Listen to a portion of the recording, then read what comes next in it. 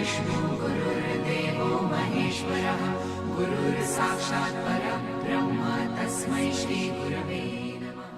वासुदेव शाश्वत अभियान वसई निर्मित गुर्जपत्र तिच्या गळ्यात बांधायला सांगितलं. हा मंत्रोपचार जालिम ठरला. ते पिशाच्य पुन्हा तिच्याकडे फिरकलं सुद्धा नाही. तिची पीडा, तिच्या यातना, तिचं दुःख कुठल्या कुठे नाहीसं झालं. पण काय गफलत झाली दत्तप्रभू जाणे. भूर्जपत्र गळ्यात बांधलेल्या बाईकडे ते पिशाच्य फिरकलं नाही, पण ते पिशाच्य रात्री महाराजांच्या मानगुटीवर बसलं. त्यांचा गळा आवळू लागलं. महाराज निर्भय होते. त्यांचा आराध्य दैवतावर संपूर्ण विश्वास होता.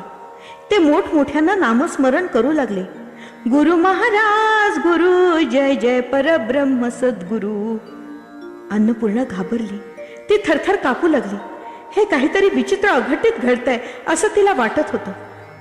आत आलेल्या रमाबाईंना महाराजांनी खुणेनं तांदूळ आणायला सांगितले. ते तांदूळ त्यांनी अभिमंत्रित केले आणि चारी दिशाला फेकले.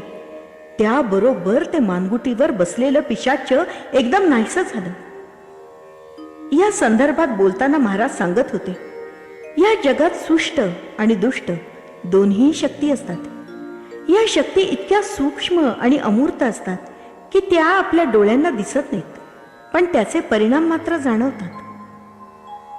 अधोगती जीवात्मा हा मृत्यूनंतर नीच योनीत जातो, म्हणजे तो आत्मा पिशाच्य होतो आणि आपल्या पूर्व वासनानुरूप संबंधित लोकांना त्रास देतो.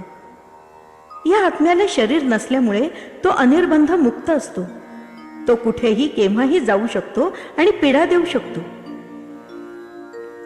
सहाय्यकारी सृष्ट आत्मे मात्र आपल्या हितकारी संबंधितांना सहाय्यभूत होतात. तसे प्रत्यक्ष दिसले नाहीत तरी त्यांचं अस्तित्व ज्याचं त्याला जाणवतं, म्हणजे अपघातातून वाचणं, गंभीर आजारातून बरं होणं, अचानक अकल्पित मदत मिळणं वगैरे. महाराज एकदा बोलायला लागले की भरभरून बोलत, आपल्या वाचनात आलेल्या, आपल्याला ज्ञात असलेल्या, ऐकलेल्या, अगर साधनेतून गवसलेल्या गोष्टी हकीकती ते मनापासून सांगत. महाराज एकदा बोलायला लागले की भरभरून बोलत, आपल्या वाचनात आलेल्या, आपल्याला ज्ञात असलेल्या, ऐकलेल्या, अगर साधनेतून गवसलेल्या गोष्टी हकीकती ते मनापासून सांगत. महाराजांना हल्ली एकसारखं वाटायचं की श्री नृसिंह सरस्वतींनी जिथे साधना तपश्चर्या केली त्या नरसोबाच्या वाडीला आपण जावं, त्या पवित्र स्थानाचं दर्शन घ्यावं, उपासना करावी. पण आपल्या मातोश्रीकडून परवानगी मिळते की नाही कुणास ठाऊक. भावनेच्या आवेशात आई म्हणते, तू काय हवं ते कर, पण संन्यास घेऊ नकोस. पण प्रत्यक्षात ती मला होकार देणार नाही. काय करावं ही विवंचना महाराजांना सतत लागली. ती तीव्र झालेली तळमळ जणू प्रभूचरणी रुजू झाली. कारण त्या रात्री ते रामरक्षा म्हणत झोपी गेले. रात्रीच्या शेष प्रहराला त्यांना एक स्वप्न पडलं. स्वप्नात नदीचा पवित्र प्रवाह दिसत होता. काठावरच्या दाट औदुंबराच्या आणि कडुलिंबाच्या झाडीमधून श्री पादुका मंदिर दिसू लागलं. काही जण मंदिर प्रदक्षिणा घालत होते आणि श्री दत्त दत्त गुरु महाराज गुरु, जय जय परब्रह्म सद्गुरु असा नामजप करत होते. तर स्नान करणारे भाविक जय कृष्णे जय कृष्णामाई म्हणून सरितेत बुडी मारत होते. स्वप्नातच स्वतः महाराज मात्र हे दृश्य अनिमेष नेत्रांनी एका बाजूला उभे राहून पाहत होते. इतक्यात शुभ्र वस्त्र परिधान केलेला एक तेजस्वी ब्राह्मण त्यांच्या जवळ आला आणि म्हणाला, का हो बुवा, तुम्ही कृष्णा स्नान करून प्रदक्षिणा का घालत नाही? तुम्ही असे स्तब्ध का उभे? महाराज स्वप्नातच पुटपुटत होते. आईची परवानगी अवघड. तो तेजस्वी ब्राह्मण हळूहळू दत्तप्रभूसारखा दिसू लागला. ते म्हणाले, हे बघ, तू नरसोबाच्या वाडीला जाण्याचं मनोमनी निश्चित ठरव, म्हणजे मग सर्व काही आपोआप जुळून येईल. कोंबडा आरवला. महाराज उठून बसले.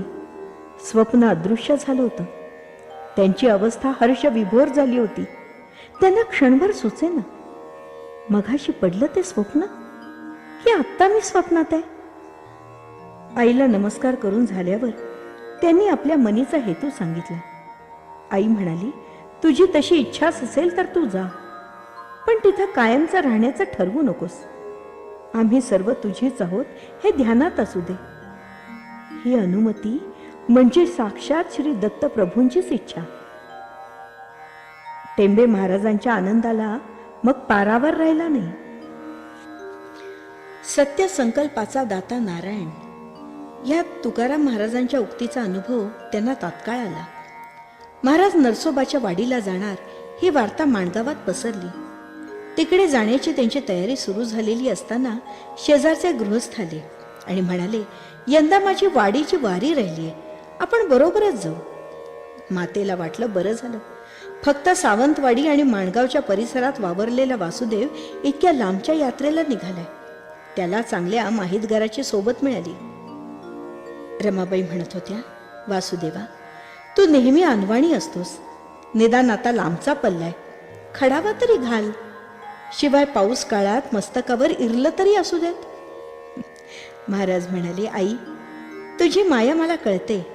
अगं, पण धरणी माता माझ्या पावलांचं संरक्षण करते आणि श्री दत्त प्रभूंचं छत्र माझ्या मस्तकी असल्यावर खडावा आणि शिरस्त्राण हवं कशाला?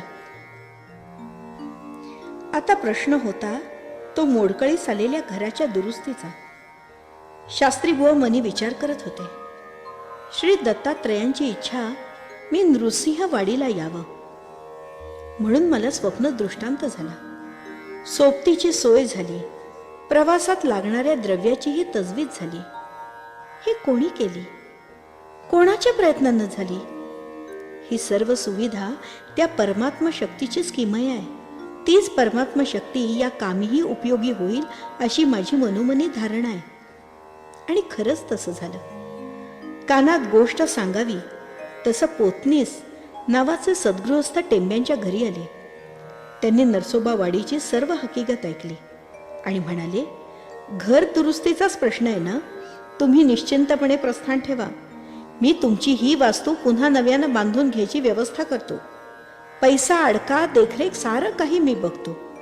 हिशेबाचं वगैरे मागवून तुम्ही परत आल्यावर बघू. निशंक मनानं श्री वासुदेव शास्त्र्यांची दिंडी माणगावून निघाली. मुखानं अखंड नामजप चालू होता. दत्त दत्त श्री दत्त दत्त ह्या जपाच्या ठेक्यावर सर्वांची पावलं पडत होती. घनदाट जंगल पार करताना वारकऱ्यांना भीती वाटायची. साप, किरडू, हिंस्त्र जनावरं यांची अनामिक भीती मन व्यापून टाकायची. पण वासुदेव शास्त्री मात्र निर्भयपणे वाटचाल करत होते. त्यांची वृत्ती श्री दत्तरूपी लीन झाली होती. त्यांना जणू निसर्गाच्या प्रत्येक आविष्कारात भगवंताचं दर्शन घडत होतं. पावलं वेगावत होती. मार्ग संपत होता. वाडी अधिकाधिक जवळ येत होती. वाटेत बोरगावला रात्रीचा मुक्काम झाला. त्या रात्री श्री दत्तप्रभूंनी दृष्टांत दिला आणि म्हणाले, वाडीला गेल्यावर तिथे गोविंद स्वामींची भेट घे. ते फार मोठे अधिकारी पुरुष आहेत. त्यांच्या दर्शनानं वाडीतील मुक्काम सुकर होईल. वासुदेव शास्त्री उठून बसले. त्यांच्या डोळ्यातून अविरत अश्रुधारा वाहू लागल्या. अरे भगवंता, माझी किती काळजी घेशील. जेथे जातो तेथे तू माझा सांगाती ह्याची मला जाणीव आहे. भक्तवत्सला, दीनानाथा, तू भरवल्यावरच मी जेवणार आहे हे सुद्धा तू जाणतोस ना. पुढे मुक्काम दर मुक्काम करत शेवटी महाराज सर्व मंडळींसह वाडीस येऊन पोचले. दत्तपादुकांचं दर्शन होताच या धूळ भेटीतच बुवांचं सारं शरीर रोमांचित झालं. ओठ थरथरू लागले, अंगाला कंप सुटला, नेत्र डबडबले, अष्ट सात्विक भाव एकदम प्रकट झाले. तिथे गोविंद स्वामी अकस्मात आले. ही बुवांची ध्यानावस्था पाहून गोविंद स्वामींना स्वप्न दृष्टांताची खूण पटली. त्यांनी बरोबरच्या सहप्रवाशाला विचारलं, हेच वासुदेव शास्त्री टेंबे स्वामी का? प्रवाशानं होकारार्थी मान हलवली. गोविंद स्वामी म्हणाले, मी केव्हापासून यांची वाट पाहतोय. हे शब्द ऐकताच वासुदेव शास्त्री आनंद समाधीतून जागृत झाले. महाराजांनी गोविंद स्वामींच्या पायावर मस्तक ठेवले. स्वामी म्हणाले, प्रवास सुखाचा झाला का? चला आता आधी कृष्णस्नान करा. मग ओले त्यानं पादुकांवर पाणी घाला. कृष्णा घाटाच्या पायऱ्या उतरताना नदीवरून येणारा वारा पुन्हा एकदा महाराजांना सुखावून गेला. ह्या कृष्णामाईचं सान्निध्य श्री नरसिंह सरस्वती महाराजांना 12 वर्ष लाभलं. ह्या कृष्णेत श्री शैल्याजवळ ते स्वामी महाराज गुप्त झाले. हे कृष्णाई केवढी भाग्यवती म्हणायला हवी. आणि आज मी सुद्धा खरोखरच भाग्यवान झालोय, कारण माझी अंतर्बाह्य शुद्धता हीच माऊली करणार आहे. हाती जलकलश घेऊन वासुदेव शास्त्री पायऱ्या चढत होते. ते पादुकांजवळ जाणार इतक्यात आतल्या पुजाऱ्यांनी त्यांना अडवलं आणि आत येण्यास प्रतिबंध केला. त्यांची कृश काया, अंगावरचं तांबडं रंगाचं मळकट धोतर वगैरे बघून कदाचित त्या पुजाऱ्यांना ते उच्चवर्णीय वाटले नसावेत. वासुदेव शास्त्री नामजप करत निर्विकारपणे उभे होते. इतक्यात गोविंद स्वामी त्यांच्या जवळ आले. हातातला दंड त्यांनी शास्त्री बुवांच्या हातात दिला आणि म्हणाले, चला चला आत या, ह्या दत्त पादुकांवर जलाभिषेक करा. हे ऐकताच पुजारी खजील झाले. त्यांना वाटलं आपली फार मोठी चूक झाली. हे कोणीतरी सत्पुरुष असले पाहिजे, त्याशिवाय गोविंद स्वामी आपला दंड त्यांच्या हाती देणार नाहीत. पादुकांना जलाभिषेक होत होता, पण त्यावेळी श्री वासुदेवानंद स्वस्थितीवर नव्हते. त्यांची समाधी अवस्था होती. त्यांचे मुख आनंदाने डवरलेले होते, जणू ते अंतर्मनानं श्री भगवान दत्तात्रयांशी संवाद साधत होते. गोविंद स्वामी शास्त्री बुवांकडे एकटक अनिमिष नेत्रांनी पाहत होते. त्यांना वाटलं मला झालेला आदेश खरोखरी स्पृहणीय आहे. हा पुरुष खऱ्या अर्थानं सिद्ध पुरुष आहे. माझी आणि यांची भेट म्हणजे खरोखरच भाग्यदायी आहे. गोविंद स्वामी जाता जाता म्हणाले, शास्त्री बुवा, मी इथे माडीवर आहे बरं का, तुम्ही तिथे या. वासुदेव शास्त्र्यांना कळलं की हे गोविंद स्वामी ब्रह्मचारी आहेत. ते एक श्रेष्ठ तर ब्रह्मनिष्ठ अधिकारी आहेत. हीच ती महान विभूती, यांच्याबद्दलच मला बोरगावी श्री दत्तप्रभूंचा स्वप्न दृष्टांत झाला होता. खरोखर मी मोठा भाग्यवंत आहे. या अनोळखी तीर्थक्षेत्री माझी सोय या महान पुरुषाच्या सान्निध्यात होणार आहे. माझी आध्यात्मिक बैठक अधिक दृढतर होईल. भगवंता, तू माझी किती सोय करून दिलीस. माझी वणवण थांबली, शिवाय सोबत मिळाली. त्यांनी पुन्हा एकदा गुरुपादुकांना साष्टांग नमस्कार घातला. वासुदेव शास्त्रींची तिथे साधना सुरू झाली. आजूबाजूला ते पाहत होते. मनात म्हणत होते, मला इथे येऊन केवळ 8-10 दिवसच होत आहेत, तोवर मला केवढे समाज दर्शन घडले. ही योजना दत्तप्रभूंचीच असली पाहिजे. मला गुरुपादुकांवर अभिषेक करायला मिळणं, श्रेष्ठ अधिकारी यांची भेट होणं, यांचं सान्निध्य लाभणं, त्यांच्याकडून योग्य अशा साधना क्रमाचा उपदेश मिळणं, हा माझ्या तीव्रतर इच्छेचाच परिपाक असावा. एका रात्री त्यांना दत्तप्रभूंचा दृष्टांत झाला. आता दृष्टांत होण्याचा त्यांना परिपाठ असल्यानं ते भांबावून जात नव्हते, तर देवमुखातून स्त्रवणारी वाणी ते लक्षपूर्वक ऐकत होते. भगवान म्हणाले, गोविंद स्वामींनी सांगितल्याप्रमाणे तुझी उपासना चालूच ठेव, पण दरम्यान तू श्री गुरुचरित्राचं पारायण कर. श्री गुरुचरित्राचं पारायण? शास्त्री बुवा आश्चर्यानं म्हणाले, होय, पण ते विशिष्ट पोथीप्रमाणेच व्हायला हवं.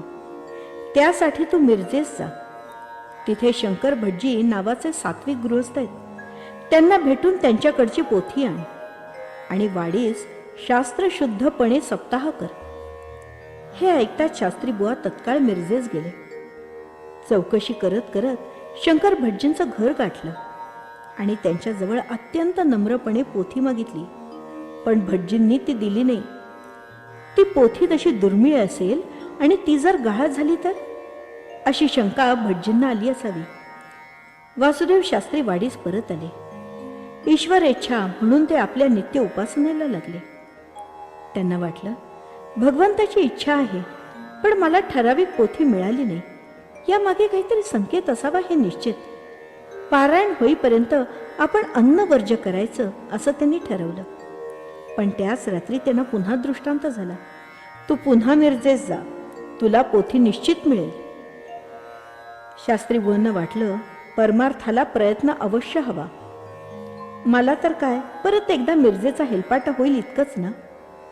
ईश्वराच्या आज्ञेप्रमाणे ते मिरजेस गेले आणि काय जादू झाली न कळे. शास्त्री बुवांना दाराशी आलेले पाहताच शंकर भटजींनी त्यांचं स्वागत